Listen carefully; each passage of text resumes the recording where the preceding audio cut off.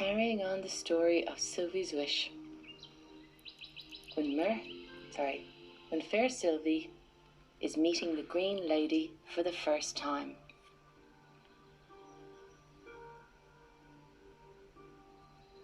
For a short while, whilst Charlie the Unicorn had forgotten about fair Sylvie was now all alone in the woods, but she was close to the ocean. Fair Sylvie was remembering her sudden need to be back in the ocean. She sensed she'd be changing back into a mermaid soon. As the frightened fairy girl was making her plea for help to the angels, the ground rose up in front and around her. Fair Sylvie began to feel an internal strength and a deep love encircle her. The large mound of earth and grass slowly formed into a green, giant tree lady. The Green Lady smiled at the fairy girl with a serene, kind face, looking upon fair Sylvie in a reassuring way, helping her feel instantly safe. Her head had magically become a waterfall of strong green leaves and branches.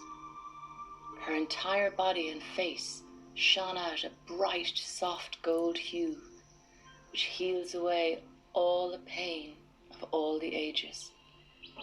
It was the Green Lady of the ancient forest. From her green lips, she uttered words of comfort and guidance to fair Sylvie. "Worry not, sweet mer fairy. Help has been summoned." And charging his way through this beautiful old forest, he is our dear sacred animal friend of the forest, Mr. Stagg of the North. He will take you further on your journey. With that, the Green Lady disappeared back down deep into the mossy green ground.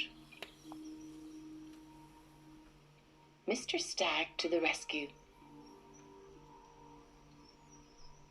Suddenly, out of the tree's shadows, stood a mighty brown stag with majestic antlers and a strong fairy body.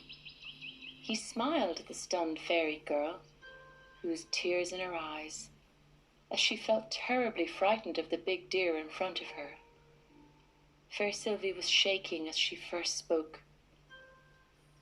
But then, as she looked into the eyes of Mr. Stagg, she became calm. "Oh, Mr. Stagg, I was so terribly lost. Thankfully you're here. I do not feel I am alone now. I need to find the seashore. I must return to the sea to transform back into a mermaid again. I have to swim back to the magical Mer Kingdom." Mr. Stagg smiled again, staying calm and steady as he spoke to fair Sylvie.